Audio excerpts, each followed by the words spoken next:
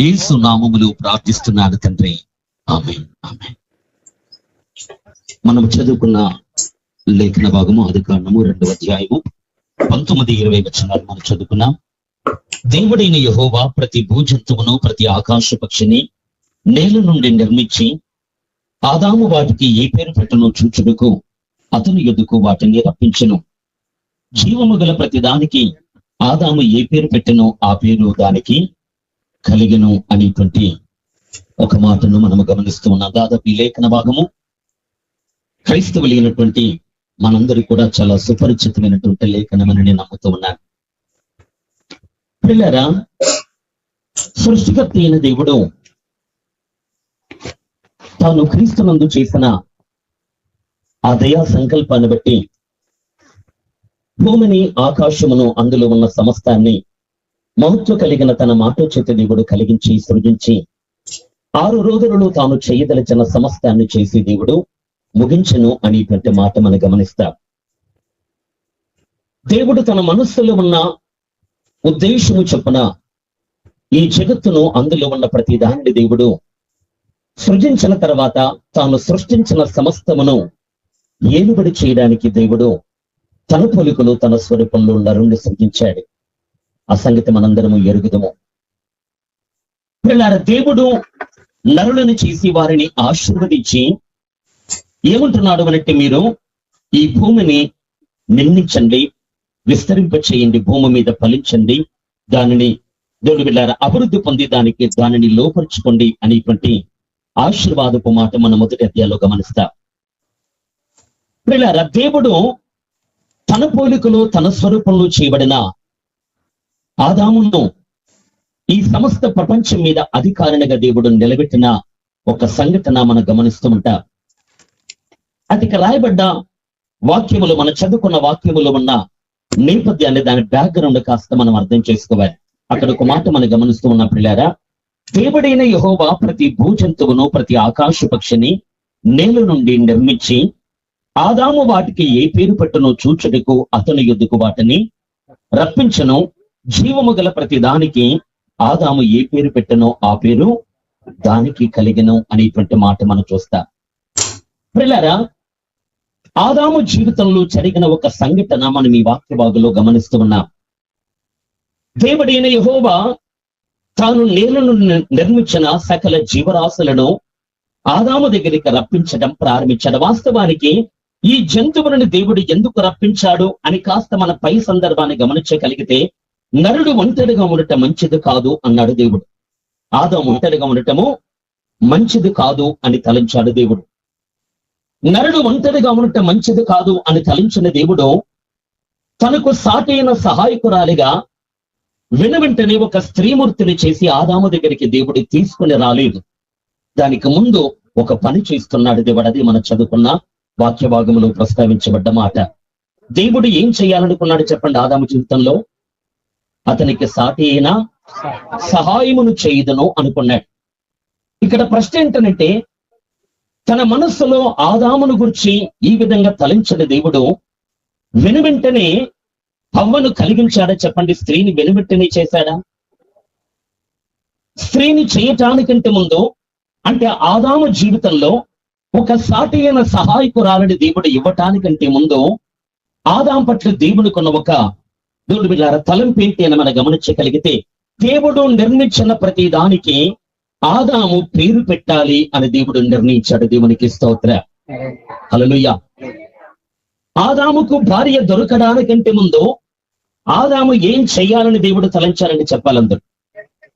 ఆదాము దేవుడు నిర్మించిన వాటన్నిటికీ పేర్లు పెట్టడానికి దేవుడు తలంచాడు. దేవునికి స్తోత్రం. అంటే ఇక్కడ నరుడు ఒంటరిగా ఉండటం మంచిది కాదు అని తలంచిన దేవుడు అతనికి సాటైన సహాయకురాలిగా ఒక భార్యని ఇస్తాను అని తలంచిన దేవుడు వెంటనే భార్యని ఇవ్వకుండా, భార్యని ఇవ్వటానికంటే ముందు ఆదాముకు పేర్లు పెట్టే బాధ్యతను దేవుడు అప్పగించాడు. దేవునికి స్తోత్రం, హల్లెలూయా. అందరూ ఒకసారి చేతులు ఎత్తి స్తోత్రం చెప్తారా? ఎక్కువ సమయాన్ని పొడిగించను, ముఖ్యమైన కొన్ని మాటల్ని గుర్తు చేసి ముగిస్తాను. దేవుని వారలారా, ఆదాముకు భార్య దొరకడానికంటే ముందు ఆదాము భుజముల మీద దేవుడు పెట్టిన ఒక బాధ్యత ఏంటనంటే, నా కుమారుడా, మీరు నిర్మించిన సమస్తమునికి నీవు పేర్లు పెట్టాలి అని ఒక బాధ్యతను దేవుడు అప్పగించాడు. ఆలకించాలి దేవుని వారలారా. ఎన్నిటికీ పేర్లు పెట్టి ఉంటాడండి ఆదాము చెప్పండి? సకల భూజంతువులకు, ఆకాశ పక్షులకు దేవుడు ఆదాం పేర్లు పెట్టాడట. భూజంతువులంటే 2-3 కాదు, వందల కొలది, వేల కొలది దేవుని బిడ్డలారా జీవరాశులకు ఆదాం పేర్లు పెట్టడం ప్రారంభించాడు. నిజమంటారు కదా? కొన్నిటికి కాదు, ఒకవేళ ఈ ప్రపంచంలో ఉన్న పక్షుల జాతులను మనం గమనించగలిగితే, జంతువుల్లో ఉన్న జాతులు మనం గమనించగలిగితే వేల కొలది జాతులు ఈ భూమి మీద మనకు కనబడతాయి. వీటన్నిటికీ పేర్లు పెట్టింది ఎవరు? తొలి మానవుడు అనబడుతున్న ఆదాం. అవును కదా? అంటే ఇక్కడ ఆదాము దేవుని బిడ్డలారా వేల కొలది జీవరాశులకు పేర్లు పెట్టగలుగుతూ ఉన్నాడు. ఆ పేర్లు జ్ఞాపకములో ఉంచుకొని వాటిని పిలవగలుగుతున్నాడు ఆదాం. దేవునికి స్తోత్రం. అవును కదా? సంఘములో ఒక 100 మంది ఉంటే వారి పేర్లు సరిగ్గా మనకు గుర్తుండవు. కానీ ఆదామైతే వేల కొలది జీవరాశులకు పేర్లు పెట్టి వాటిని జ్ఞాపకములు ఉంచుకొని వాటిని పిలవటం ప్రారంభిస్తున్నాడు ఆదాం. ఈ రోజు ఈ మాట నేను మీ మొదలు ఎందుకు ప్రస్తావిస్తున్నాను గమనించారు. ఈ రోజు ప్రియులు పిల్లార దంపతులుగా వేదిక మీద ఉన్న రాంబాబు, స్టీఫెన్, అదేవిధంగా వందన, వారి జీవితంలో దేవుడు అనుగ్రహించిన ఆ సంతానం, 2వ సంతానం అనబడుతున్న ఆ చిన్న కుమార్తెకి రోజు సంఘముగా, సేవకులుగా మనము తనకు పేరుని పెట్టబోతున్నాం. అయితే దానికంటే ముందు ఒక చిన్న ప్రస్తావన మనం అర్థం చేసుకోవాలి. ఆదాము తాను భార్యను పొందటానికంటే ముందు ఆదాము దేవుని బిడ్డారా జీవరాశులకు పేర్లు పెట్టను అనేటువంటి మాట మనం గమనిస్తాం. ఒక చిన్న ప్రశ్న నేను మిమ్మల్ని అడుగుతాను దేవుని బిడ్డారా, విని చాలా జాగ్రత్తగా జవాబు చెప్పాలి. దేవుడైన యెహోవా నేలమంటిని తీసుకొని నరుణ్ణి నిర్మిస్తూ ఉన్నప్పుడు దేవుని మనస్సులో మెదులుతున్న ఆలోచన ఏమి ఉంటుంది చెప్పండి? నేల నుండి మంటిని తీసుకున్నాడు దేవుడు. ఒక తన పోలికలో ఆ మంటి రూపాన్ని దేవుడు మలవటం ప్రారంభిస్తున్నాడు. ఇక్కడ అడుగుతున్న ప్రశ్న ఏంటంటే, తొలి మానవుణ్ణి దేవుడు కలుగు చేస్తూ ఉన్నప్పుడు, సృజిస్తూ ఉన్నప్పుడు దేవుని మనస్సులో మెదులుతున్న ఒక ఉన్నతమైన తలంపు ఏంటి అని మన వాక్యాన్ని ప్రశ్నిస్తే బైబిల్ ఇస్తున్న జవాబు ఏంటంటే, రోమాపత్రిక 5:14 వ్రాయబడింది. అక్కడ మనం చూడగలిగితే ఆదాము రాబోబు వానికి గురుతయుండును అని ఒక మాట మనం చూస్తాం. ఆదాము ఎవరికి గురుతుగా ఉన్నాడట? రాబోబు వాడు అంటే యేసు క్రీస్తుకు గురుతుగా ఉన్నాడు ఆదాం. అంటే ఆదామును దేవుడు చేస్తూ ఉన్నప్పుడు దేవుని మనస్సులో మెదులుతున్న తలంపు ఎవరిని గురించి దేవుని మనస్సులో తలంపులు మెదులుతున్నాయి అని మనం చూడగలిగితే తన రొమ్మున ఆనుకుని ఉన్న అద్వితీయ కుమారుడైనటువంటి యేసును గూర్చి దేవుడు తలంచుతున్నాడు. దేవునికి స్తోత్రం. అంటే ఇప్పుడు ఆదాము రాబోవు వానికి గురుతయ్యుండును అంటే యేసు క్రీస్తును మనస్సునందు ఉంచుకున్న దేవాది దేవుడు ప్రియులారా ఆదామును కలిగిస్తూ ఉన్నట్టుగా, సృజిస్తూ ఉన్నట్టుగా లేఖనాన్ని మనం పరిశీలించగలుగుతా. జాగ్రత్తగా కొన్ని మాటలు అనిపించాలి. సింపుల్ గా చెప్పాలంటే ఆదామును దేవుడు యేసు క్రీస్తుకు ముంగుర్తుగా ఈ లోకములోనికి పంపించాడు. దేవునికి స్తోత్రం. అలాగైతే మొదటి మానవుడైన ఆదాం ఒంటరిగా ఉండటం ఎలాగైతే మంచిది కాదో, అలాగే కడపటి ఆదాము అనబడుతున్న యేసు క్రీస్తు కూడా ఒంటరిగా ఉండటం మంచిది కాదు. ఎవరెవరు ఒంటరిగా ఉండటం మంచిది కాదండి? ఈ భూమి మీద బ్రతుకుతున్న ప్రతి పురుషుడు ఒంటరిగా ఉండటం మంచిది కాదు అని ఈ మాట ప్రతి పురుషునికి వర్తించే మాట కాదు. ప్రతి యవన కన్యకకు దేవుని వారలారా నేను ఒంటరిగా ఉండటం మంచిది కాదు అనే మాట ప్రతి యవన కన్యకకు వర్తించేటువంటి మాట కాదు. బైబిల్లో మనం చూడగలిగితే కొంతమందిని దేవుడు ఒంటరిగానే ఉండడానికి దేవుడు వారికి కృపావరాన్ని ఇస్తాడట. పెళ్లి కాని వారితో పౌలు గారు ఏమంటాడు? పెళ్లి కాని వారితో నేనేమంటున్నాడు అంటే ప్రతి వ్యక్తి నావలి ఉండాలి అని కోరుకున్నాడు పౌలు. అవును కదా? స్త్రీని ముట్టకుండా ఉండటము పురుషునికి మేలు అన్నాడు పౌలు గారు. కానీ ఆదాము విషయంలో దేవుడు ఏమంటున్నాడు? ఈ పురుషుడు ఒంటరిగా ఉండటము మంచిది కాదు, మేలు కాదు అన్నాడు. సింపుల్ గా చెప్పాలంటే నరుడు ఒంటరిగా ఉండటం మంచిది కాదు అనే మాట మనుషులందరికీ వర్తించే మాట కాదు, కానీ ప్రాముఖ్యంగా ఆదాముకు వర్తించే మాట, యేసు క్రీస్తుకు వర్తించే మాట. దేవునికి స్తోత్రం. ఈ మాట ఎవరెవరికి 100% వర్తిస్తుందండి? మొదటి ఆదాముకు, కడపటి ఆదాముకు. యేసు క్రీస్తుకున్న పేరేంటి? కడపటి ఆదాం. అవును కదా? మొదటి మనుష్యుడు జీవించు ప్రాణి అయితే కడపటి మనుష్యుడు జీవింపచేయు ఆత్మ అంటాడు పౌలు గారు. అట్లయితే లేఖనాన్ని మన పరిశీలించగలిగితే ఆదాము ఒంటరిగా ఉండటం మంచిది కాదు. ఒకవేళ ఆదాము ఒంటరిగా ఉంటే భూమి మీద మానవ జాతి ఫలించుట అసాధ్యం, భూమి మీద మనుషులు విస్తరించుట అసాధ్యం. పరమ తండ్రి మనస్సులో ఉన్న ఆ కోరిక నెరవేర్చబడటం అసాధ్యం గనక నరుడు ఒంటరిగా ఉండటం మంచిది కాదు అని తలంచిన దేవుడు తనకు భార్యను తయారు చేయడానికి దేవుడు పూనుకున్నాడు. అలాగే యేసు క్రీస్తు కూడా ఆయన ఒంటరిగా ఉండటం మంచిది కాదు కనుకనే ఆయనకు సాటిన సహాయకురాలుగా ఈ దినములలో సంఘ కన్యకను దేవుడు సిద్ధం చేస్తున్నాడు. దేవునికి స్తోత్రం. అవును కదా, ఆదాము దగ్గరికి తీసుకురావడానికి హవ్వమును దేవుడు ఎలాగైతే కాస్త టైం తీసుకొని రూపించాడో అలాగే ఈ టైం ఏ టైం అనంటే యేసు క్రీస్తుకు తండ్రి అయిన దేవుడు భార్యను సిద్ధపరుస్తున్న సమయం ఇది. దేవునికి స్తోత్రం. అర్థమైన వారు స్తోత్రం చెప్తారు. హల్లెలూయా. అట్లయితే గమనించాలి, ఆదాము ఎలాగైతే ఫలించి ఈ ప్రపంచాన్ని ఏలుబడి చేయాలి అని దేవుడు తలంచాడో యేసు క్రీస్తుతో పాటు మనమందరూ కూడా ప్రయాణ నిత్యత్వంలో ఒక ఉన్నతమైన ఫలమును యేసుతో కలిసి మనం ఫలించబోతున్నా. హల్లెలూయా. నూతన ప్రపంచాలను ఏలుబడి చేసేటువంటి వారుగా యేసు క్రీస్తుతో పాటు దేవుడు వెళ్ళారా, ఇదిగో పాలకులుగా మనం ఉండబోతున్నా. సింపుల్ గా ఒక మాట చెప్పాలంటే ఆనాడు తొలి దంపతులకు మీరు ఫలించండి, మీరు పాలించండి అన్నాడు దేవుడు. అలాగే యేసు క్రీస్తుతో కూడా నిత్యత్వంలో మనమందరము ఆయనతో ఫలించబోతున్నాం, ఆయనతో పాలించబోతున్నాం. దేవునికి స్తోత్రం. అర్థమవుతుందా? నిత్యత్వంలో పరలోకములోనికి మనం చేరుకున్న తర్వాత అక్కడ మన పని ఏంటండి చెప్పండి? పరలోకంలోనికి మనం వెళ్ళిపోయిన తర్వాత అక్కడ మనకున్న పనులు ఏంటి? ఏమైనా పనులు ఉంటాయా? ఏముండవు. ఏం చేస్తాం మరి? ఇప్పుడు స్తోత్రం స్తోత్రం స్తోత్రం ఎంతసేపు చెప్తారు చెప్పండి. పరలోకములో నిత్యము దేవుణ్ణి ఆరాధించే మాట వాస్తవమైనప్పటికీ కూడా ఇంకా ఎన్నో పనులు మనకున్నాయి. దేవునికి స్తోత్రం. అవన్నీ ఎలాగైతే ఆదామునకు సాటి అయిన సహాయకరంగా దేవుడు చేశాడో సంఘ కన్య కానబడుతున్న మనల్ని కూడా యేసు క్రీస్తుకు సహకారులుగా ఉండడానికి దేవుడు మనల్ని రూపిస్తున్నాడు. దేవునికి స్తోత్రం. చాలా సంగతులు లేఖనాలలో ప్రస్తావించబడ్డాయి. కానీ నేనంటాను దేవుని వారలారా, నిత్యత్వంలో యేసయ్య నూతన సృష్టిని చేయబోతున్నాడు. నూతన జనాంగములను దొరికినారా ఆయన కలిగించబోతున్నాడు. నూతన ప్రపంచాలని దేవాతి దేవుడు సృజించబోతున్నాడు. ఆయన చేస్తున్న పనిలో సంఘం అనబడుతున్న మనము ఆయనతో పాటు దొరికినారా సహకారులుగా ఉండి నూతన సృష్టిని మనము చేయబోతున్నాం. దేవునికి స్తోత్రం. నేను చెప్పి ప్రతి మాటకు లేఖనములలో ఆధారం ఉందని గమనించాలి. ఈరోజు మనం ప్రస్తావిస్తున్న సందర్భం ఏంటంటే ఆదామును దేవుడు మట్టితో రూపిస్తూ ఉన్నప్పుడు దేవుని మనస్సులో మెదులుతున్న తలంపు ఎవరిని గురించి తలంపు మెదులుతుందనంటే యేసును గురించి తలంపు మెదులుతూ ఉంది. ఆదాముకు భార్య కావాలి అని దేవుడు నిర్ణయించాడు. అలాగే యేసు క్రీస్తుకు కూడా భార్య కావాలి అని తండ్రి అని దేవుడు నిర్ణయించాడు. ఇస్సాకుకు భార్య కావాలి అని ఇస్సాకు కోరుకోలేదు. తండ్రి అయిన అబ్రహాము కోరుకున్నట్టుగా యేసయ్యకు భార్య కావాలి అని యేసు కోరుకోలేదు, కానీ తండ్రి కోరుకున్నాడు. దేవునికి స్తోత్రం. ఒక గుణవతి అయిన భార్యను వెతుకుతూ ఉన్నాడు.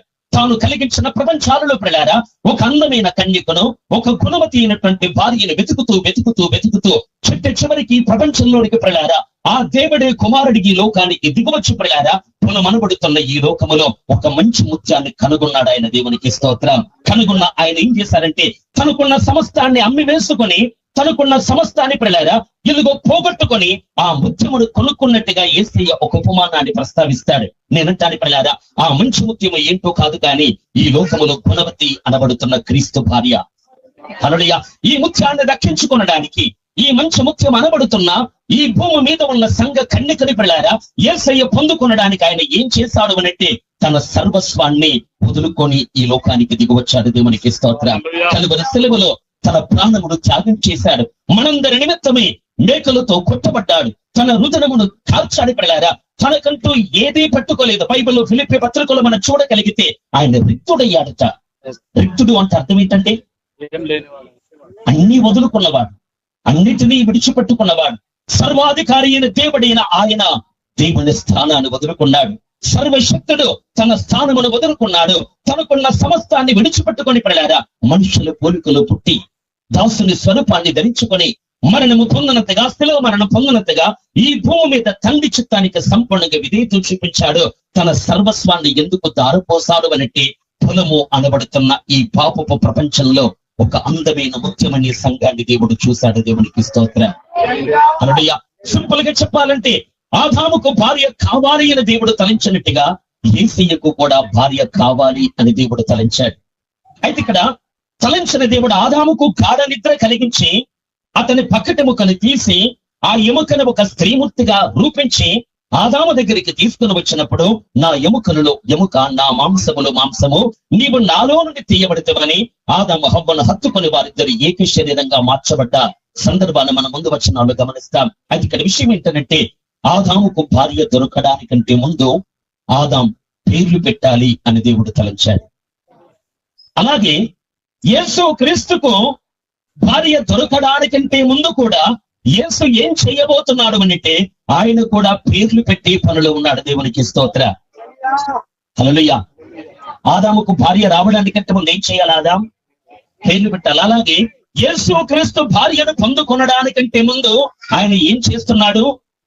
ఆయన కూడా పేర్లు పెడుతున్నాడు. దేవునికి స్తోత్రం. ఏంటండి యేసయ్య పేర్లు పెట్టే దేవుడా? పేర్లు పెట్టుచున్న దేవుడా? కీర్తన గ్రంథములో మనం చూడగలిగితే దయచేసి ఒక మాట. కీర్తన గ్రంథము 147వ కీర్తన 4వ వచనాన్ని చూడండి ఒకసారి.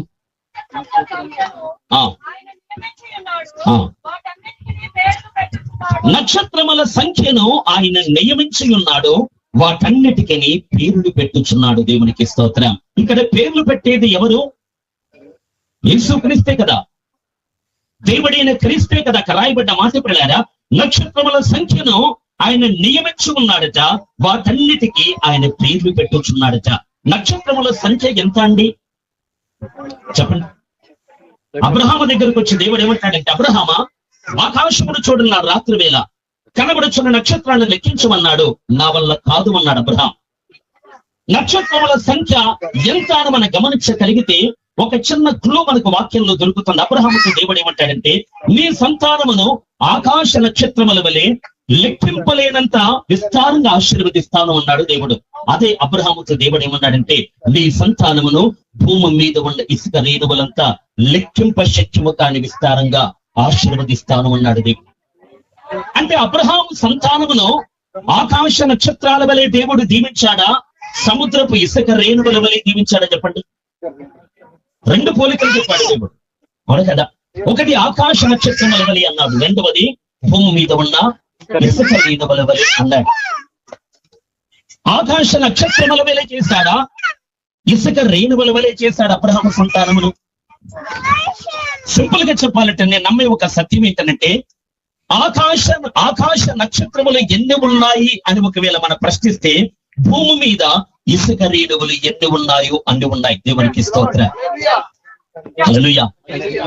సముద్రపు ఇసుక రేణువులను లెక్కించగలమా మనము? సముద్రపు ఇసుక రేణువులే కాదట, ఈ భూమి మీద ఉన్న మట్టి రేణువులు ఎన్ని ఉన్నాయో అవన్నీ లెక్కించడము ఎవడి వలన సాధ్యపడదు. అయితే ఇంతగా దేవుడు ఆకాశ నక్షత్రాల దేవుడు కలిగజేశాడు. దేవునికి స్తోత్రం. అది రాయబడ్డ మాట ఏంటంటే, కోటాను కోట్ల ప్రపంచాలు కలిగిన ఈ అంతరిక్షములు ఉన్న అన్ని నక్షత్రములకు, నక్షత్రములు అంటే అర్థం ఏంటండి? అంతరిక్షములు ఉన్న గ్రహములు నక్షత్రములుగా పిలువబడుతున్నాయి, అవును కదా. ఎన్నో మనకు కనబడుతున్న సూర్యుని వంటి సూర్యుల్లో కోట్లు ఉన్నాయి, నక్షత్ర మండలములు కోటాను కోట్లు ఉన్నాయి, గెలాక్సీలు చాలా ఉన్నాయి, మిల్కీ వేస్ చాలా ఉన్నాయి. దేవుని బిడ్డలారా, ఈ విధంగా మనం చూడగలుగుతున్నాం. నెప్యూలాలు కూడా చాలా ఉన్నాయి. ఎన్నో కోటాను కోట్ల, ఒకటి తర్వాత ఎన్ని కోట్లు సున్నాలు పెట్టినా కూడా తక్కువే. అన్ని కోట్ల నక్షత్రాల దేవుడు కలిగించారట, వాటికి పేర్లు పెడుతున్నట్టు. దేవునికి స్తోత్రం. ఒక మాట నేనంటాను, ఆదాము పోలిక యేసయ్యలో కనబడుతుందా లేదా అండి? ఆదాము దేవుడు కలిగించిన వాటికి పేర్లు పెట్టినట్టుగా యేసు క్రీస్తు కూడా నక్షత్రములను నియమించారట, వాటికి అన్నిటికీ పేర్లు పెట్టుచున్నాడు. దేవునికి స్తోత్రం. యోబు గ్రంథములో మనం చూడగలిగితే సప్తర్షి నక్షత్రములు కనబడతాయి, ఉప నక్షత్రాలు కనబడతాయి. పిల్లారా, మనం యోబు గ్రంథం 38లో గమనించగలిగితే రకరకాల నక్షత్రాల గురించిన ప్రస్తావన మనకు వాక్యంలో కనబడుతుంది. ఒక మాటలో చెప్పాలంటే, సముద్రపు ఇసుక రేణువులు ఎంత ఉన్నవో అంతగా ఉన్న కోటాను కోట్ల నక్షత్రములకు దేవుడు ఒక్కొక్క దానికి ఒక్కొక్క పేరు పెడుతున్నాడు. దేవునికి స్తోత్ర. నక్షత్రములు అంటే కేవలం ప్రపంచములు మాత్రమే కాదు, గ్రహములు మాత్రమే కాదు. నక్షత్రములు అంటే దేవదూతలకు కూడా పెట్టబడ్డ పేరు. దేవదూతలకు నక్షత్రములు అని పేరుందా లేదా? ఉదయ నక్షత్రములు ఏకముగా కూడి అవి ఆనందిస్తూ జయధ్వనులు చేస్తూ ఉన్నప్పుడు, పాడుతూ ఉన్నప్పుడు నీవు ఎక్కడ ఉన్నావు అన్నాడు యోబుతో. ఉదయ నక్షత్రములు అంటే పరలోకమందున్న దేవదూతల సమూహములు. వాటి లెక్క ఎంత అని మనం గమనించగలిగితే లెక్కింప శక్తిము కానంత సైన్యములు పరలోకంలో ఉన్నాయి దేవదూతలు. అట్లయితే నక్షత్రము అనబడుతున్న ప్రతి దూతకు ఆయన పేరు పెట్టాడు. మిఖాయిల్ అని పెట్టాడు, గాబ్రియేల్ అని పెట్టాడు, ఇంకా కొన్ని దూతలు పెట్టాడు. వేరే ప్రతుల్లో మనం చూడగలిగితే రఘుయేలు అని కొంతమంది దూతలకు పేరు పెట్టాడు, రఫాయేలు అని కొంతమందికి దూతలు పేరు పెట్టాడు. అంటే ఈ విధంగా దేవుడు నక్షత్రములు అనబడుతున్న ప్రపంచాలకు పేరు పెడుతున్నాడు. ఈ భూమి కూడా ఒక నక్షత్రమే. ఈ భూమి కూడా కాంతి ఇవ్వని ఒక గ్రహం. ఈ గ్రహానికి దేవుడు పేరు పెట్టాడా లేదా? భూమి అని పేరు పెట్టాడు. దూరాన కనబడుతున్న చంద్రునికి చంద్రుడు అని పేరు పెట్టాడు. అల్లంత దూరాన కనబడుతున్న తేజో మండలము జ్యోతి అని పిలువబడుతున్న పెద్ద జ్యోతి అని పిలువబడుతున్న దానికి సూర్యుడు అని పేరు పెట్టాడు. అంటే ప్రతి నక్షత్రానికి, ప్రతి ప్రపంచానికి దేవుడు పేర్లు పెడుతున్నట్టుగా దేవదూతల సమూహములు కూడా దేవుడు పేర్లు పెడుతున్నాడు. అంత మాత్రమే కాదు పిల్లారా, నక్షత్రములు అంటే బైబిల్ మనం చూడగలిగితే ఆయన కుడి చేతుల్లో 7 నక్షత్రములు ఉన్నాయట. ఆ 7 నక్షత్రములు ఏంటట? 7 నక్షత్రములు ఎవరికి సూచన? 7 సంఘములకు దూతలు అంటాడు అక్కడే. అంటే సంఘాన్ని నడిపించి ఒక సేవకుడు దేవుని లెక్కలో ఒక నక్షత్రం. అవును కదా? సంఘాన్ని దేవుని ఆత్మచేత తీసుకుని పోతున్న ఒక దైవ జనుడు అతడు ఎవరు అని మనం గమనించగలిగితే దేవుని కుడి చేతుల్లో ఉన్న ఒక నక్షత్రం.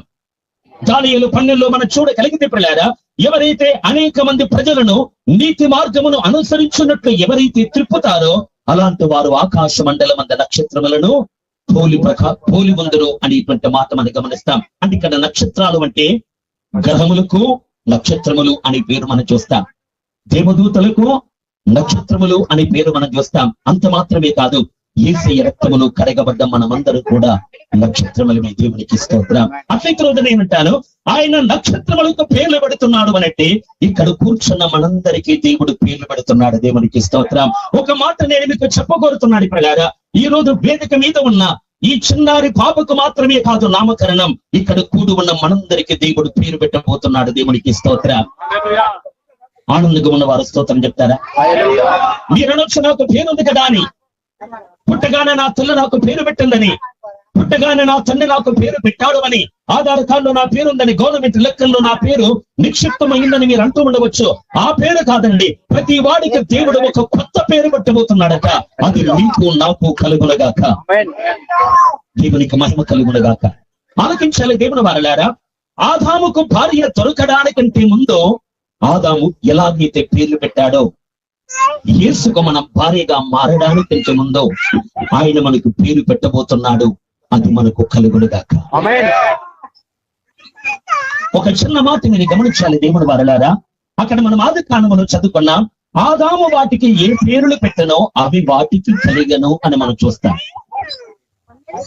పేరు ఎప్పుడు కలిగిందట? ఆదాం పేరు పెట్టాడట, తర్వాత అవి వాటికి కలిగాయట. నేనంటాను, ఏంటండి పేరు కలగాలంటే ఎలా కలుగుతుందండి? మీరే చెప్పండి. పేరు కలగాలంటే ఎలా కలుగుతుంది? మీకు ఎట్లా కలిగింది అంటే ఇక్కడ నేను చెప్పడానుకున్న విషయం ఏంటంటే, పేరు కలగటం అనేది తేలికనా కష్టమా? చెప్పండి. పేరు కలుగుట అనేది కష్టమైన పనా, తేలికైన పనా? మీకు పేరు కలిగిందా లేదా? పేరు కలగడానికి మీరు ఏమైనా కష్టపడ్డారా? కొంతమంది పుట్టక ముందుకే పేర్లు పెట్టే తల్లిదండ్రులు ఉన్నారు. బిడ్డ గర్భములో ఉంటుంది కానీ బయటికి రాకమునికే పేర్లు పెట్టేవారు ఉన్నారు. కొంతమంది పుట్టిన వెంటనే చేతుల్లోనికి తీసుకోగానే పిల్లారా పేర్లు పెట్టేవారు ఉన్నారు. యాకోబు తన భార్య రాహేలు ఏం చేసిందనంటే, తాను పురుట నొప్పులు తీస్తూ ఒక కుమారుణ్ణి కని దేవుని బిడ్డలారా మరణకరమైన అనుభవాన్ని పొందుతూ తన కుమారుడికి ఏ పేరు పెట్టిందండి? బెనోని అని పేరు పెట్టింది. యాకోబు వెంటనే తన చేతుల్లోనికి తీసుకుని, ఇతడు బెనోని కాదు అంటే ఇతడు దుఃఖపుత్రుడు కాదు, ఇతడు కుడి చేతి పుత్రుడు అని అర్థముచ్చేట్టుగా బెన్యామీను అని పేరు పెట్టాడు. దేవునికి స్తోత్రం. అంటే బైబిల్లో మనం గమనించగలిగితే తల్లిదండ్రులు తమ పిల్లల్ని కన్న వెంటనే నామకరణం చేశారు. వారికి పేరు అది స్థిరపడిపోయిందంతే. నేను చెప్పే మాట ఏంటంటే, పేరు కలుగుట అనేది చాలా దేవుని బిడ్డలారా ప్రయాసతో కూడుకున్న సంగతి కాదు. అది చాలా ఈజీ కార్యక్రమం. బైబిల్ ఏమని రాయబడింది? ఆదాము వాటికి ఏ పేరు పెట్టనో ఆ పేరు వాటికి కలిగను. పేరు పెట్టినప్పుడు కలక్క ఏమవుతుందండి చెప్పండి? పేరు పెట్టాడు ఆదాం, కలగకుండా ఏమవుతుంది మరి చెప్పండి? తలంత జూలు విదిల్చుకొని దేవుని బిడ్డలారా ఇదిగో దట్టమైన పాదాలతో నడుస్తూ వస్తున్న జంతువును చూసి నీవు సింహము అని పిలిచాడు. వెంటనే ఆ పేరు స్థిరపడిపోయింది. ఎత్తైన దేవుని బిడ్డలారా 4 కాళ్ళ స్తంభాల బట్టి 4 కాళ్ళు, ఎత్తైన ఆకారము, పొడవాటి దేవుని బిడ్డలారా పాము లాంటి దేవుని బిడ్డలారా తొండమున్న దాన్ని చూసి ఏనుగు అని పేరు పెట్టాడు. ఆ పేరు కలిగిపోయింది. నేనంటాను, పేరు పెడితే వెంటనే కలుగుతుంది. దాన్ని దేవుడు ఎందుకు రాయించాడు ఆ మాట? ఆదాము వాటికి పేరు పెట్టను అని రాయిస్తే సరిపోయేది, కానీ ఆదాము వాటికి ఏ పేరు పెట్టనో అవి వాటికి కలిగను అని ఎందుకు రాయించాడు చెప్పండి? ఈరోజు నేను అంటున్న మాట, దేవుడు కూడా మనకు పేరు పెట్టబోతున్నాడు. నిజమంటారు కదా? ఒక మాట మనం చూడగలిగితే చదవలసిన అవసరం లేదు, కానీ హోషేయ గ్రంథంలో మనం చూడగలిగితే ప్రవక్త అయినటువంటి హోషేయ అని పిలిచి, ప్రవక్త వ్యభిచారము చేస్తున్న ఒక స్త్రీని చూసి పెళ్లి చేసుకో అన్నాడు. దిబ్లీము కుమార్తె అయినటువంటి గోమేరు దగ్గరికి వెళ్లి వివాహం చేసుకున్నాడు. ఆమె పక్కా వ్యభిచారియత. వ్యభిచారం వలన పిల్లల్ని కంటూ ఉండగా మొట్టమొదటిగా ఒక కుమారుడు జన్మించాడు. వాడికి ఏ పేరు పెట్టాడు హోషేయ చెప్పండి? బైబిల్లో మనం చూడగలిగితే యెజ్రెయేలు అనేటువంటి పేరు పెట్టాడు. యెజ్రెయేలు అంటే అర్థం ఏంటంటే, పిల్లారా నేను వారిని మనం గమనించగలిగితే యెహోవా ఇంటి వారు కలుగ చేసుకున్న రక్త దోషమును బట్టి ఇక కొంతకాలమునకు నేను వారిని శిక్షించును. యెజ్రెయేలు అంటే అర్థం ఏంటంటే నేను కొంతకాలం శిక్షించును అని అర్థం. తర్వాత ఆ దిబ్లీ కుమార్తె అయినటువంటి దేవుని బిడ్డలారా గోమేరు మరో దేవుని బిడ్డలారా కుమార్తెని కన్నదట. ఆమెకు ఏ పేరు పెట్టారు అని మనం చూడగలిగితే లోరుహామా అనేటువంటి పేరు పెట్టారు. లోరుహామా అంటే జాలినొందనిది అని అర్థం. ఆ తర్వాత మరలా గర్భవతిని ఇంకొక కుమారుని కన్నప్పుడు అతనికి పిల్లారా లో అమ్మి అని పేరు పెట్టారట. లో అమ్మి అంటే అర్థం ఏంటంటే మీరు నా జనులు కారు అని పేరు పెట్టారు. ఎవరిని గురించి మాట్లాడుతున్నాడు దేవుడి మాట? ఒకరికేమో యెజ్రెయేలు అని పేరు పెట్టారు, మరొకరికేమో లోరుహామా అని పేరు పెట్టారు, మరొకరికేమో లో అమ్మి అని పేరు పెట్టారు. ఈ పేరులకు అర్థము సరిగ్గా ఉందా చెడుగా ఉందా చెప్పండి? చెడ్డార్థాన్ని ఇచ్చేట్టుగా ఉందా లేదా? మీరు నా జనులు కారు అని అర్థం ఇచ్చే పేరు ఒకటి, నేను మిమ్మల్ని శిక్షించును అనేటువంటి పేరు మరొకటి, నేను మీ మీద జాలి పడను అని అర్థం ఇచ్చే పేరు మరొకటి. అంటే ఇక్కడ విషయం ఏంటంటే హోషేయ తన బిడ్డలకు దేవుని చేత అనుమతి పొందుకొని పేరు పెట్టిన మాట మనకు లేఖనములు కనబడుతున్నప్పటికీ కూడా అది ఇశ్రాయేలీయుల జీవిత స్థితిని ఉద్దేశించి వారు ఇలా ఉన్నారు అని చెప్పడానికి ఆ పేర్లు పెట్టాడు. దేవునికి స్తోత్రం. అని ఇక్కడ యెజ్రెయేలు అనే పేరు హోషేయ కుమారుడు కొన్న పేరు కాదు, ఇశ్రాయేలు జాతుకున్న పేరు. లో అమ్మి అనేటువంటి పేరు ఇశ్రాయేలు ప్రజలకున్న పేరు కాదు. దేవుని వారలారా అక్కడ హోషేయ ప్రవక్త యొక్క కుమారునికున్న పేరు కాదది, కానీ అది ఇశ్రాయేలు ప్రజలకున్న పేరు. ఒక మాటలో చెప్పాలంటే విడవబడిన వారు అనే పేరు పొందిన వారు ఇశ్రాయేలు, జాలి నొందని వారు అనేటువంటి పేరు పొందిన వారు ఇశ్రాయేలీలో, నాకు అసహ్యులు అనేటువంటి పేరు పొందిన వారు ఇశ్రాయేలీలో. అలాంటి వారిని దేవుడు పట్టుకొని యెషయా గ్రంథములో మనం చూడగలిగితే దేవుడు ఒక మాట అంటాడు, నేను మీకు ఒక కొత్త పేరు పెట్టబోతున్నాను అన్నాడు. ఏ పేరు పెడతాడట? నేను మీకు బ్యూలా అని పేరు పెడతాను అన్నాడు. నేను మీకు బ్యూలా అనేటువంటి మనం యెషయా గ్రంథములో చూడగలిగితే బ్యూలా అంటే ఇష్టురాలు అని అర్థం. అవును కదండి? అందుకే నేను చెప్పే మాట ఏంటంటే దేవుడు తన ప్రజలకు పేరు పెట్టుచు ఉన్న పద్ధతి చాలా భిన్నంగా ఉంటుంది అని గమనించాలి. ఒక ప్రాముఖ్యమైన మాట మనం అర్థం చేసుకోవాలి దేవుని వారలారా.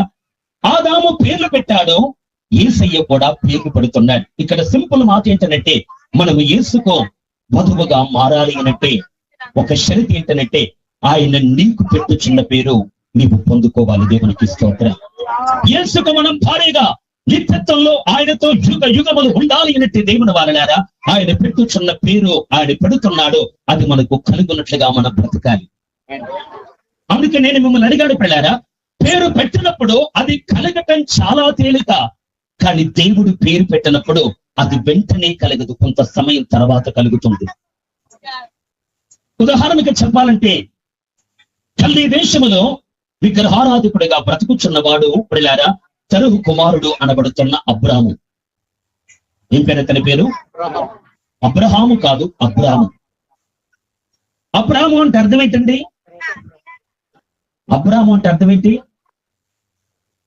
తండ్రి అనే అర్థం. అబ్రాము అంటే అర్థం ఏంటండి? తండ్రి అనే అర్థం.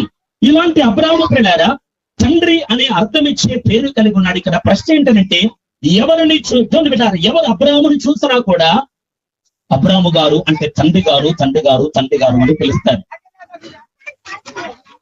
ఐగుప్తు రాజు చూసి అబ్రాము అని పిలిచారంటే తండ్రి అని పిలిచారు. ఇక్కడ విషయం ఏంటంటే అబ్రాము అనేటువంటి దేవుని బిడ్డ పేరు కలిగిన అతడు తండ్రి అనే అర్థం ఇచ్చినటువంటి నామం కలిగిన అతనికి ఎంతమంది పిల్లలు ఉన్నారండి? ఎంతమంది ఉన్నారు అబ్రాముకి పిల్లలు? అబ్రాముగా ఉన్నప్పుడు ఒక చిన్న నలుసు కూడా లేదు. ఉందండి. తండ్రి అనే పేరు ఎవరికి ఉండాలి? పిల్లల్ని కలిగిన వాడు ఉండవలసిన పేరు, అవును కదా? అలాంటి అబ్రాము తండ్రి తండ్రి తండ్రి అని పిలుస్తున్నా కూడా ఇంట్లో వందలాది మంది దాసులు ఉన్నారు, ఇంట్లో వందలాది మంది వేలాది మంది దాసులు ఉన్నారు. ఇంటి లోపల పిల్లారా ఎంతో నమ్మకంగా పనిచేస్తున్న చాలా మంది ఉన్నారు. ఒకవేళ అబ్రహాము ఆజ్ఞాపిస్తే యుద్ధము చేయగలిగిన 318 మంది పిల్లారా ఇదిగో అబ్రహాము ఇంటనే పుట్టి అలవరచబడిన సైన్యం అబ్రహాము ఇంట్లో ఉన్నారు. అందరూ కూడా అబ్రాము గారు అని పిలుస్తున్నారు, తండ్రి గారు అని పిలుస్తున్నారు. కానీ అబ్రహాము ఇంటిలో తన బీజము ద్వారా పుట్టిన ఒక్క కుమారుడు కూడా లేడు. అలాంటి అబ్రాముని దేవుడు ఒకరోజు పట్టుకొని అబ్రామా నీ పేరు అబ్రాము కాదు, నీ పేరు అబ్రహాము అన్నాడు. దేవునికి స్తోత్రం. ఏమన్నాడండి? అబ్రహాం అంటే అర్థం ఏంటండి? అబ్రహాం అంటే తండ్రి అని అర్థం. అబ్రహాము అంటే అనేక జనములకు తండ్రి. హల్లెలూయా. అబ్రహాము అంటే అనేక జనములకు తండ్రి. ఇప్పుడు అబ్రాం బయటికి వెళ్ళాడు, దేవుడు పేరు మార్చాడు కదా, బయటికి వెళ్ళాడు. ఇదిగో నిన్న మొన్నటి వలె అబ్రాము గారు అని పిలుస్తానని అబ్రాహాముని కంటే దేవుడు నాకు అబ్రహాముని పేరు పెట్టాడు అని అంటున్నాడు అబ్రహాం. అబ్రహాం అంటే అర్థం ఏంటట? నేను ఒకరి ఇద్దరికి తండ్రిని కాదు, 10 మంది 20 మందికో తండ్రిని కాదు, అనేక మంది జనాంగములకు తండ్రిని. అనేక మంది జనములంటే ఎంతమంది ఉంటారండి? ఒక 4-5 ఉంటారా? ఒక 10 మంది లెక్కకు మించిన జనములు, అవును కదా? అని ఇక్కడ గమనించండి పిల్లారా. ఇప్పుడు అబ్రాముకు ముందు పేరు బాగుందా, తర్వాత పేరు బాగుందా? అనేక జనములకు తండ్రి అంటున్నారు కానీ అప్పుడు కూడా ఒక్క కుమారుడు లేడు అబ్రాహాం. ఉన్నాడండి? అనేక జనములకు తండ్రి అని అందరూ పిలుస్తున్నారు కానీ చాటున వెళ్ళి పిల్లారా ఈ ముసలోడికి ఒక్క కొడుకు కూడా లేడని నవ్వుకునేవారు లేకపోలేదు, అవును కదా? అంటే ఎలా ఉంది అబ్రహాం పరిస్థితి అంటే పేరు గొప్ప ఊరు దిప్ప అన్నట్టుగా ఉంది. ఎట్లా ఉందండి? అనేక జనములకు తండ్రి అనే పేరుంది కానీ ఇంటిలోనికి వెళ్ళి చూస్తే గొడ్డుగా బ్రతుకుతున్నాడు అబ్రహాం, పిల్లలు లేనివాడిగా బ్రతుకుతున్నాడు అబ్రహాం. నేను అంటున్నమాట అబ్రహాముకు అబ్రహాము అనే పేరు పెట్టాడు దేవుడు. ఆ పేరు ఎప్పుడు కలిగింది అబ్రహాముకు? చెప్పండి. ఆ పేరు ఎప్పుడు కలిగింది? అబ్రహాముకి ఇస్సాకు పుట్టాడు, ఇస్సాకుకు యాకోబు జన్మించాడు. ఆ యాకోబుకు 12 మంది గోత్రకర్తలైన 12 కుమారుడు జన్మించారు. ఆ 12 గోత్రకర్తల్లో నుండి పిల్లారా ఐగుప్తు దేశములో అనతి కాలములోని వందలుగా ఉన్న ఇశ్రాయేలు ప్రజలు 70 మందిగా ఉన్నవారు 400 సంవత్సరాల కాలములో 40 లక్షల మందిగా విస్తరించారు. దేవునికి స్తోత్రం. ఇప్పుడు నేనంటాడు పిల్లారా అబ్రహాము అనే పేరు అబ్రహాముకు దేవుడు పెట్టినప్పుడు అప్పుడు కలిగలేదు, కొన్ని 100 సంవత్సరాల తర్వాత కలిగింది. దేవునికి స్తోత్రం. అవునంటారు కదా? ఇప్పుడు అరబ్బు వారిని అడిగిన మా తండ్రి ఇబ్రహీం అంటారు, యూదులను అడిగిన మా తండ్రి అబ్రహాం అంటారు, క్రైస్తవులను అడిగిన మా తండ్రి మా పితరుడైన అబ్రహాం అంటాడు. అని ఇప్పుడు ఎవరిని ముట్టుకున్నా కూడా ప్రతి మానవుడు ఏమంటాడు చెప్పండి? చాలా మంది మా తండ్రి అబ్రహాం. ఇప్పుడు నేనంటాను పిల్లారా ఈ భూమి మీద ప్రస్తుతం ఉన్న ఈ కాలంలో అనేక జనములు అనబడుతున్న అబ్రహాము సంతతి ఎవరైతే ఉన్నారో వారందరికీ తండ్రి అబ్రహాము గనక ఇప్పుడు ఆ పేరు అబ్రహాముకు వర్తిస్తుంది. నేను చెప్పదలిచే మాట ఏంటంటే మన తండ్రు మన తల్లు మనకు పేరు పెడితే వెంటనే కలుగుతుంది, కానీ దేవుడు పేరు పెడితే కొంత సమయం గడుస్తుంది. దేవునికి స్తోత్రం. హల్లెలూయా. దేవుడి పేరు పెడితే కొంతకాలము గడుస్తుంది అనేటువంటి మాట మనం గమనిస్తాను. త్వరగా 5 నిమిషాలు ముగిస్తాను. దేవుని వారలారా, అబ్రాహాముకు దేవుడు అబ్రహాము అని పేరు పెట్టాడు. ఆ పేరు పెట్టిన చాలా కాలం తర్వాత పేరు కలిగింది. ఒక దినమున గిద్యోనీయులకు భయపడ్డ గిద్యోని పిల్లారా గానగ చాటున కూర్చొని గోధుమలు తుళ్ళు కొట్టుకుంటూ ఉన్నాడట. గిద్యోనులో కనబడే లక్షణం ఏంటంటే అతడు చాలా పిరికివాడట, చాలా భయస్తుడట. అవును కదా. దేవుడు చెప్పిన ఏదైనా పని చేయాలంటే అందరూ ఉన్నప్పుడు చెడు, రాత్రికాల టైంలో చేస్తాడు. చాలా పిరికోడు గిద్యోను. అలాంటి గిద్యోనును యెహోవా దూత పట్టుకుని ఏమన్నాడంటే పరాక్రమము కలిగిన బలాఢ్యుడా అన్నాడు. దేవునికి స్తోత్ర. మనం ఏమంటామండి? ఒక పిరికోడు అంటాం. అవును కదా. ఒరి ధైర్యం లేని వాడు అంటాం. కానీ దేవుడు ఏమంటున్నాడు? పరాక్రమము కలిగిన బలాఢ్యుడా. 10,000 మంది మిద్యానీయులను ఒక్క మనుష్యుని హతము చేస్తున్నట్టుగా నీవు చేస్తావని దేవుడు మాట్లాడుతున్నాడు. నేను అంటున్న మాట ప్రకారం పరాక్రమము కలిగిన బలాఢ్యుడా అనే పేరు అప్పుడు గిద్యోనుకు కలిగలేదు, కానీ లక్షలాది మంది మిద్యానీయులను హతమార్చిన తర్వాత అప్పుడు కలిగింది పేరు. దేవునికి స్తోత్రం. సంఘాన్ని చెప్పాలి అంటే దేవుని వారలారా, సంఘ కన్యక అనబడుతున్న మనకు పరమగీతములు చూడగలిగితే నీవు తాళ వృక్షమంత తిన్నని దానమని పేరు పెట్టాడు మనకు. నీ లోపల ఏ చెడుతనము లేదు, నీవు నిష్కలంకురాలవు అని పేరు పెట్టాడు మనకు. నీవు సుందరివి అని పేరు పెట్టాడు మనకు. పిల్లరిదిగో నీ యొక్క సౌందర్యము వర్ణనాతీతము అనేటువంటి పేరు పెట్టాడు. మనం పత్రికల్లో చూడగలిగితే పాపాత్తులమైన మనకు పిల్లారా పరిశుద్ధులారా అని పేరు పెట్టాడు. నీతిమంతులారా అని పేరు పెట్టాడు. ఇదిగో విజయశీలులారా అని దేవాది దేవుడు పేరు పెట్టాడు. పిల్లారా ఇలా చెబుతూ పోతే సంఘం అనబడుతున్న మనకు దేవుడు ఎన్నో పేర్లు పెట్టాడు. పాపులుగా బ్రతుకుతున్న మనకు పవిత్రుడు అనే పేరు పెట్టాడు. ఇక్కడ ప్రశ్న ఏంటంటే ఆ పేరు నీకు కలిగిందా?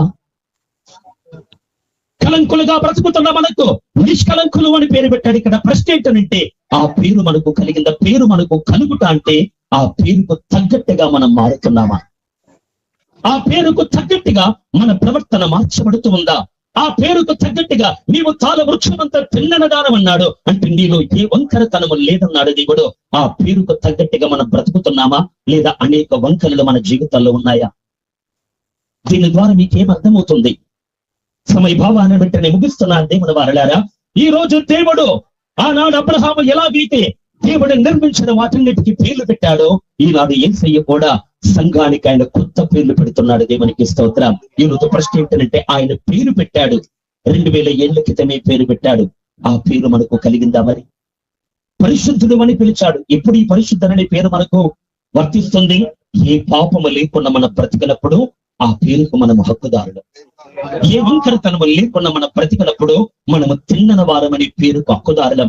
ఏ దుర్నీతి మనలో లేనప్పుడు మనము నీతిమంతులం అనేటువంటి పేరుకు మనము హక్కుదారుల పిల్లారా.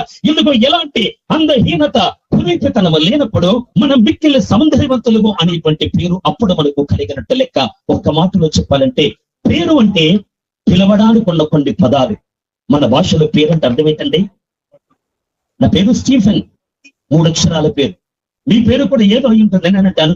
పేరు అంటే మన దృష్టిలో పిలవడానికి ఉన్న అక్షరాలు. మన ఐడెంటిఫికేషన్ కోసం లేదా మన యొక్క గుర్తింపు కొరకు మన తల్లి మన తండ్రి మనల్ని ఎరిగిన వారు పేరు పెడతారు. దాన్ని బట్టి మనము గుర్తింపు పొందుతాం లోకంలో. అయితే దేవుడు ఎందుకు పేరు పెడతాడో తెలుసా? దేవుడు ఎందుకు పేరు పెడతాడు?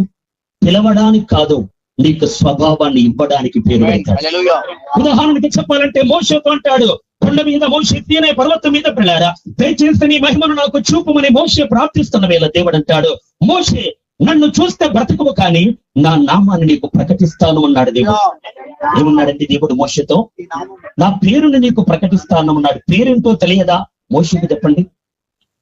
మండుచున్న పొదలో యెహోవా అని దేవుడు పలకగా ఆ పేరు విన్నవాడు మోషే. కానీ ఇప్పుడు దేవుడు ఏమంటున్నాడు అనంటే నా నామమును నీకు ప్రకటించదును అన్నాడు. నేను ఇక్కడ అడిగే ప్రశ్న ఏంటంటే మోషేకు దేవుని పేరు తెలియదా అంటే తెలుసు, కానీ ఇక్కడ దేవుడు ఏం మాట్లాడుతున్నాడు అంటే నా నామాన్ని ప్రకటించదును అని కొండ మీదకి పిలుచుకుని దేవుడు ఏమని ప్రకటించాడో తెలుసా? యెహోవా కృప సత్యము దేవుని బిడ్డలారా విస్తారమైనటువంటి కృప కలిగిన దేవుడైనటువంటి యెహోవా ఆయన 1000 మందికి కృప చూపేవాడు, ఆయన దోషులను నిర్దోషులుగా ఎంచినవాడు అని దేవుని గుణ లక్షణాలను గురించి దేవుడు అక్కడ మాట్లాడతాడు. సింపుల్ గా చెప్పాలంటే దేవుని లెక్కలో దేవుని పేరు అంటే అర్థం ఏంటంటే దేవుని గుణ లక్షణాలు. సత్యము అనేది దేవుని పేరట అంటే అది ఆయన యొక్క స్వభావం. నీతి అనేది దేవుని పేరట, అంటే అది ఆయన స్వభావం. ప్రేమ అనేది దేవుని పేరు, అంటే అది ఆయన స్వభావం. యెహోవా అంటే అర్థం ఏంటంటే నేను ఉన్నవాడను అని అర్థం పిల్లారా, అది ఆయన స్వభావము. ఎల్ షద్దై అంటే అర్థం ఏంటంటే సర్వశక్తి కలిగిన వాడను అని అర్థం. అంటే నాకు అసాధ్యమైంది ఏది లేదు అనేది ఆయన గుణ లక్షణం. మన లెక్కలో పేరు అంటే పిలవడానుకున్న పదాలైతే దేవుని లెక్కలో పేరు అంటే గుణ లక్షణాలు, స్వభావం. దేవునికి స్తోత్రం. అట్లయితే నేను అంటాను, దేవుడు మనకు కొత్త పేరు పెట్టబోతున్నాడు అంటే అర్థం ఏంటంటే దేవుడు మనకు నూతన స్వభావాన్ని ఇవ్వబోతున్నాడు. దేవునికి స్తోత్రం. అన్నయ్య, ఆ పేరు పొందుకునేట్టుగా బ్రతుకుతేనే మనము యేసుకు భారీగా మారగలం. హల్లెలూయా.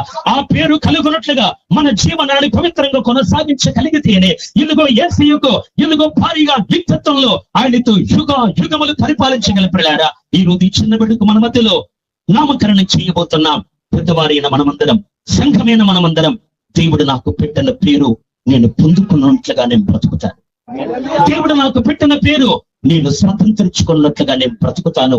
ఆయన పెట్టి ప్రతి పేరు అంటే ఆయన ఇస్తున్న ప్రతి స్వభావం అది నేను పొందినట్టుగా బ్రతికితే అప్పుడు ఆయన పెట్టిన పేరు మనకు కలిగినట్టు లెక్క. పేరు కలిగితే తర్వాత కార్యక్రమం ఏంటిగా? పేరు కలిగిందనుకోండి, పేరు పొందుకున్నామనుకోండి, తర్వాత కార్యక్రమం ఏంటి? యేసును హత్తుకోవటం. దేవునికి స్తోత్రం. హల్లెలూయా. ఆయనలో విలీనమైపోవటం, ఆయనలో కలిసిపోవటము. ఎవరికైతే ఈ పేర్లు కలుగుతాయి పిల్లారా, అప్పుడు యేసయ్య అంటాడు, నా ఎముకలలో ఒక ఎముక, నా మాంసములో మాంసము, నీవు నాలో నుండి తీయబడ్డావు. నా స్వభావమే నీకుంది, నా లక్షణాలే నీకున్నాయి, ఇందుకు నా గుణగణములే నీకున్నాయి గనక ఇందుకో సంఘ కన్యక రా అని పిల్లారా ఆయన హత్తుకొని నిత్యము మనం యేసుతో కలిసి ఒక్కటిగా సాగబోతున్నా. దేవునికి స్తోత్రం. అట్టి మధురమైన గడియల్లోనికి ప్రవేశించడానికి మనం ప్రార్థన చేద్దాం. దేవునికి మహిమ కలుగును గాక. దయచేసి అందరూ కొద్ది నిమిషాలు మోకాళ్ళ మీదకి వస్తారా? హల్లెలూయా, హల్లెలూయా, హల్లెలూయా, హల్లెలూయా. ఒక్క నిమిషం మనము తీర్మానం చేస్తూ ప్రార్థన చేద్దాం. హల్లెలూయా, హల్లెలూయా, హల్లెలూయా. Thank you for watching my videos. Like, share, comment and subscribe to my channel.